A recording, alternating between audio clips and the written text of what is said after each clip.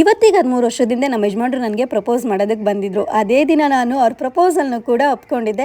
ಆ ಖುಷಿಯ ದಿನನ ಚಿಕ್ಕದಾಗಿ ಸೆಲೆಬ್ರೇಟ್ ಮಾಡೋಣ ಅಂತ ಅವರಿಗೋಸ್ಕರ ಏನಾದರೂ ಉಡುಗೊರೆ ತೆಕ್ಕೊಡ್ಬೇಕು ಅಂತ ಚಿನ್ನದ ಅಂಗಡಿ ಕರ್ಕೊಂಡು ಹೋದೆ. ನಾನು ಉಂಗುರ ಅಥವಾ ಪೆಂಡೆಂಟ್ ಕೊಡ್ಸೋಣ ಅಂತ ಅನ್ಕೊಂಡಿದ್ದು. ಪೆಂಡೆಂಟು ನೋಡಿದ ತಕ್ಷಣ ತುಂಬಾನೇ ಇಷ್ಟ ಆಯ್ತು. ನೋಡಿ, ಇದೇ ಪೆಂಡೆಂಟ್ನ ನಾವು ತಗೊಂಡಿದ್ದು. ಉಡುಗೊರೆ ಹೇಗಿತ್ತು ಅಂತ ಅವರನ್ನೇ ಕೇಳೋಣ. ಅದಕ್ಕೂ ಮುಂಚೆ ನಮ್ಮ ಪ್ರೀತಿನಲ್ಲೂ ಕೂಡ ತುಂಬಾ ಸಲ ನಾವು ಜಗಳ ಆಡಿದೀವಿ, ಮುನಿಸ್ಕೊಂಡಿದೀವಿ, ಖುಷಿ ಪಟ್ಟಿದೀವಿ, ದುಃಖನೂ ಪಟ್ಟಿದೀವಿ. ಆದ್ರೆ ಇದನ್ನೆಲ್ಲ ಕೂಡ ಸಮನಾಗಿ ತಗೊಂಡಿದ್ದೀವಿ.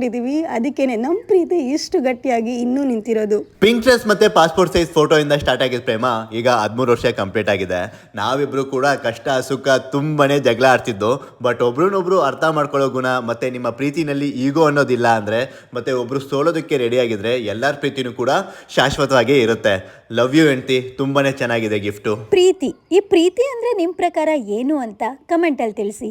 ಎಲ್ಲರ ದಿನ ಶುಭವಾಗಲಿ, ಎಲ್ಲರೂ ಖುಷಿಯಾಗಿರಿ.